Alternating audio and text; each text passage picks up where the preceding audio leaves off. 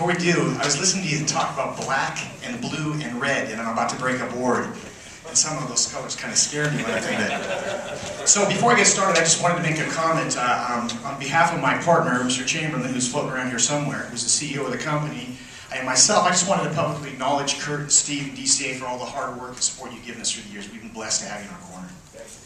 So, absolutely. A few weeks back, we were meeting with Kurt and Steve, and we were talking about this event, and Kurt said, "Hey, man, why don't you break a board at the event to talk about focus?" And I go, "Okay." Well, I've actually done it lots of times, and every time I do it, someone always asks the question, what's the trick? You know, how are you really doing that? Is there a trick? And the answer is yes and no. And that yes, that there's a trick, and that it's not just any piece of wood. Meaning, if I took a piece of plywood to try to break it, it's not going to break. Or if I used a 2x4 and I gave it all my effort, nothing's going to happen. So what I have here is a piece of pine wood that's 1 inch thick, and I'm going to break it with the grain, not against the grain. Now that does not mean it's easy. Anybody that's broken wood knows that. It just means it's realistic. And for me, it really represents a metaphor of a worthy but challenging goal. Okay? Now I've done this hundreds of times before, and I'm pretty confident I'll be successful. However, sometimes the confidence can get in your way if you rely too much on that and not enough on focus, right? Because the board doesn't know I've done this hundreds of times before, and it doesn't really care, okay? So what I have to do is I have to give my spirit to it, right? I'm reminded of something one of my martial arts teachers said years ago when he was teaching me how to break wood. He said, "Dave, every time you break a board, it needs to be like your first time." And I didn't quite understand what he meant. But over the years, I've come to understand that what he was basically saying is it's great to experience success, because success what helps you develop a higher level of confidence. But never let that get in the way of the importance of focusing 100% of your effort on the task at hand. Okay? The other thing about this wood is that I can't kind of, try to, sort of break it.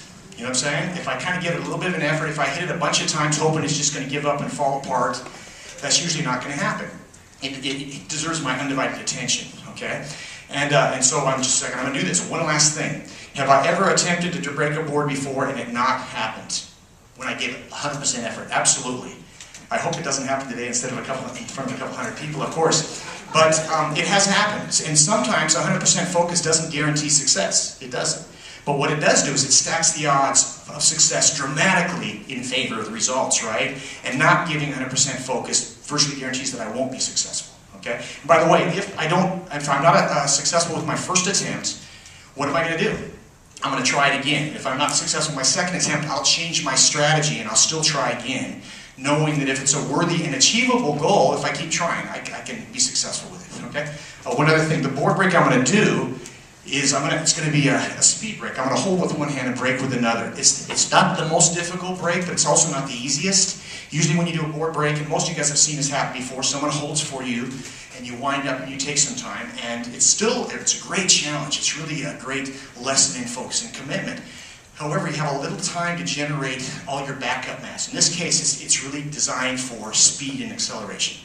And honestly, every time it's like your first time. I can feel it right now. I kind of like I can't take this lightly, even though I've done it before. So here we go.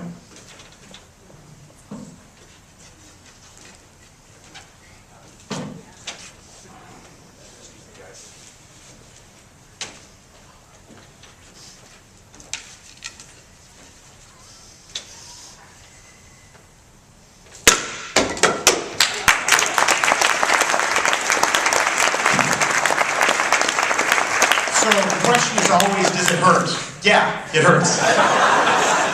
So, but it feels so good, let me tell you.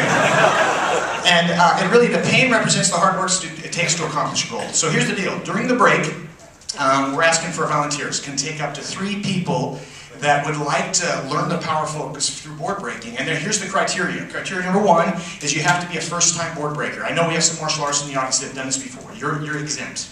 Okay. Number 2 is you gotta allow me, we're gonna go around the corner somewhere and coach you through the process. We won't be doing that break, by the way, okay? I promise. And number 3 is you gotta be willing to come back after the break and come up on stage and for the first time in front of everybody, kind of put yourself out on a limb. It's a great process. And I'll tell you what, the success you experience when you step out on a limb and you believe in yourself and go for it, it's pretty amazing. So come see me, I'll be standing over here in the corner of the break looking for somebody. And you know why? You know, Kurt asked me, please get someone, because if no one volunteers, he's got to do it. Thank you, Kurt.